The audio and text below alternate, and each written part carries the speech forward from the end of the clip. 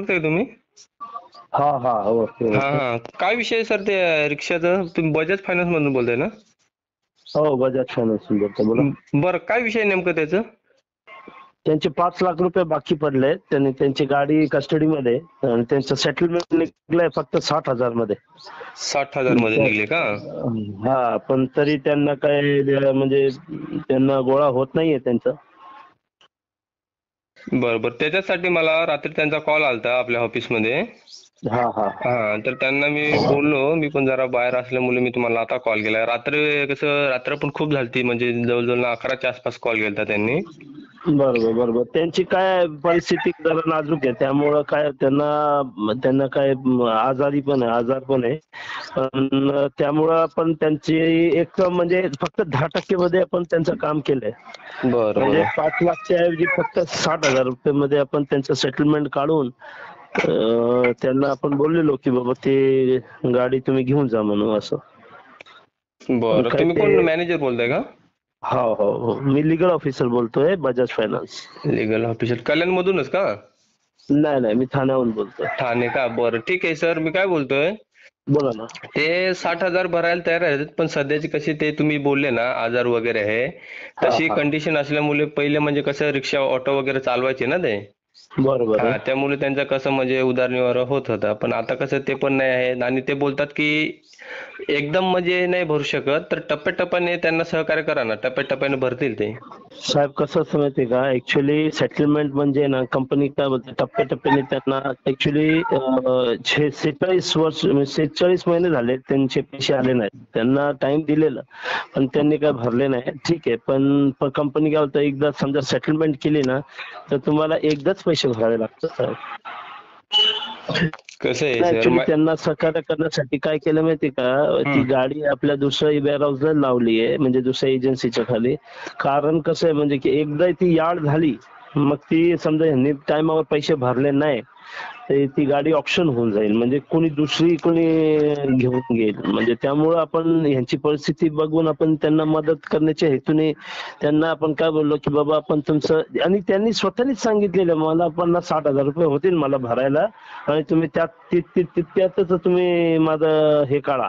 म्हणलं ठीक आहे, आपण तितक्यातच आपण काढू, प्रयत्न करू, आणि आपण त्यांची मेडिकल पेपर आपण त्यांना स्पेशल कॅटेगरीमध्ये ठेवून आपण त्यांची 60,000 मध्ये आपण काढलेली.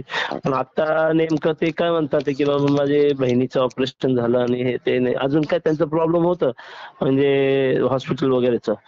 पण त्यामुळं आता कसं आहे की त्यांना त्यांच्याकडे 30,000 होते असे म्हटले ते. पण आता आपल्याला कसं माहितीये का, एक सेटलमेंट म्हणजे एक रकमी पैसे भरावे लागतात आपल्याला, आणि ते प्रॉब्लेम आहे. ते बोलले मला, जे जे 2 रकमी पर्सनली EMI प्रॉब्लेम आहेत आपण ना. हॅलो हॅलो हॅलो 5,60,000 रुपये होते. आपण 5 लाख रुपये वजा करून 60,000 रुपये मध्ये आपण त्यांचं सेटलमेंट काढलं. तेव्हा त्या कंपनीवर ते इतके पण भरू नाही शकत, म्हणजे गाडी जमा करून टाका, विकून तरी 1,00,000-1,25,00,000 रुपये भेटतील बँकेला. पण तरी बँक काय बोलते, चल ठीक आहे परिस्थिती खराब आहे, नाजूक आहे, मेडिकल इश्यू आहे, तर ठीक आहे 60,000 मध्ये दे आणि वन स्ट्रोक भरून क्लिअर करून टाका असं. आता काय बरं, पण त्यांचं ते नेमकं प्रॉब्लेम. म्हणतात की एका वेळेस आम्ही नाही भरू शकत असं बोलतात ते. आणि तुम्ही सर नोटीस अगोदर का नाही दिली त्यांना? सर्व नोटीस वगैरे गेलेली आहे, ते शिफ्टेड आहे कस्टमर, ती कोणी आणि ते बोलतात की रिक्षा जेव्हा घराच्या खाली उभी होती ते घेऊन गेले, त्यांना माहिती पण नाही, आणि हॅलो रिक्षा घेऊन हॅलो गेल्यानंतर नोटीस त्यांना भेटली असं बोलतात ते. हॅलो हॅलो हॅलो हॅलो हा, ऐकू येते सर? हा हा, ते म्हणतात की आम्हाला नोटीस वगैरे काहीच माहिती नाही, म्हणजे नोटीस वगैरे काही दिली नाही. नोटीस वगैरे डायरेक्ट रिक्षा उचलून गेल्यानंतर त्यांना नोटीस दिली असं बोलतात ते. बरोबर. नाही नाही नाही, त्या पहिले पण त्यांची सर्व कारवाई झालेली, हा आणि त्यांना कसं आहे माहिती का, कस्टमर ऍक्च्युली ओरिजिनल ऍड्रेस वरून शिफ्टेड आहे. पण ते जे कारवाई होत असेल ती म्हणजे जे पहिलेचे जे मूळ ज्यांचा ऍड्रेस आहे त्या ऍड्रेसवरच होत असेल ना, म्हणजे माणूस जात असेल तिथे जे पण कागदी कारवाई होत असेल ते त्या हिशोबानेच होते, म्हणजे त्या ऍड्रेसवरच होते.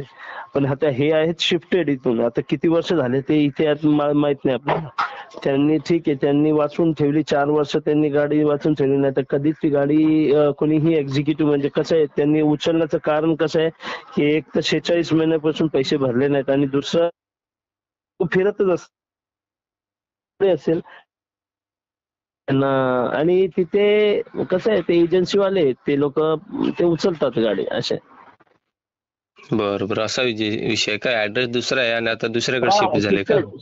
शिफ्टेड कस्टमर आहे ना, म्हणजे विलफुली डिफॉल्टर आहे ऍक्च्युली. बँकेच्या हिशोबाने ते म्हणजे विलफुली डिफॉल्टर आहे. आणि ठीक आहे, आपण तरी बँक काय बोलते, चल ठीक आहे आपण दाखवू, म्हणजे ते लोक सॉल्व्ह करायचं, म्हणजे त्यामुळे त्यांनी सेटलमेंट दिली. त्यांचे अच्छा अच्छा मेडिकल पेपर लावून आपण त्यांची सेटलमेंट काढली. अच्छा अच्छा, म्हणजे ते स्वतः बोललेले की आम्ही 50-60 हजार भरू शकतोय का? हा, 60,000 भरू शकते ते बोलले. मी ऍक्च्युली त्यांना बोललेलो 70-80 हजार मध्ये होईल, म्हणजे कमीत कमी लाख रुपये तरी 20% मध्ये होत आहे.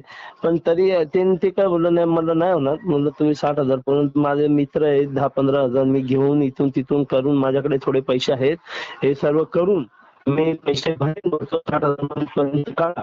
ठीक आहे आपण, मी बोललो मी प्रयत्न करतो. पण नेमकं कसं झालं की ठीक आहे त्यांचं झालं, पण कारण इथलं पैसे वगैरे पण आहे, असं काहीतरी आहे. तर ते विषय असं झालाय, ते पास झालं ते त्यांचं. पण त्यासाठी बरोबर काय विषय आहे ना, ते मी बोलतोय सरांसोबत, तर ते म्हणत होते की 60,000 भरू शकतोय, पण आमच्याकडं एकत्रित नाही असं बोलतात ते. नाही ना होत सर. तर कसं माहिती का, एकदा आपण दिलं ते सेटलमेंट, तुम्हाला पण माहित असेल सेटलमेंट म्हणजे कसं माहिती का, एक रकमी पैसे, एक रकमी पैसे असं. त्यांना मी ऍक्च्युली बरंच, ऍक्च्युली 10 दिवस झाले आमचे हे प्रकरणला, म्हणजे प्रोसेसला. त्यांना मी बोललो भाई लेटर वगैरे आले, 10 दिवस आपण थांबले, पण आता कालच्या दिवशी काय होणार, माझे पण पैसे माझे वापरले गेलेत आणि माझ्याकडे पैसे नाही. तुम्ही बोललो आता मी अजून नाही थांबू शकत आहे, मी गाडी ती जमा करून टाकतो, बाकी जे विषय आहे तुम्ही तुमच्या बँकेत बघून घ्या असं. त्यामुळे मला वाटतं त्यांनी तुम्हाला संपर्क साधलाय असं. चालेल, सहकार्य करा त्यांना मी तसं त्यांना सांगतोय. फक्त ना, साहेब त्यांना फक्त कन्वर्ट करा की बाबा ते 60,000 भरून ती गाडी, कारण मग कसं आहे, ती गाडी एकदाची समजा यार्डला गेली तर ती ऑप्शन होईल, कारण कंपनीला त्या गाडीचे जास्त भेटणार आहे. 60च्या ऐवजी त्यांना लाख रुपये आरामात भेटतील. पण तरी कंपनी काय बोलतो, बाबा ठीक आहे 40,000, नुकसान तर नुकसान आहे, 5 लाख गेले तर अजून चार्जेस 40,000 काय. पण तरी ते काय बोलतो, एक रकमी 60,000 भरायला सांगा त्यांना. आपण वाटलं तर त्यांच्यासाठी आपण करू शकतो, एखादा एक आठवडाभर 10 दिवस अजून आपण थांबू शकतो. पण ते जे बोलतात आहे ना की मी 2 पार्ट मध्ये करणार, ते पॉसिबल नाहीये सर. चालेल त्यांना चालेल, त्यांना सहकार्य करा त्यांना. हा मग आम्ही करू, पण त्यांना फक्त हे करा की बाबा तू एक रकमी पैसे भर, आणि होत असेल तर तुम्ही मदत करा तुमच्या संस्थेच्या हिशोबाने, जे होत असेल ते. पण कारण कसं माहिती, त्यांचं चांगलं अप्रुव्हल निघालंय, 5 लाख रद्द करून त्यांना 60,000 मध्ये भेटलंय. हे पुन्हा त्यांना भेटणार नाही, कारण एकदा गाडी यार्ड झाली की ते ऑप्शनात जाईल, कारण ती त्यांनी 4 वर्ष 5 वर्षापासून पैसे भरलेच नव्हते. चालेल चालेल. ठीक आहे. ओके. ओके.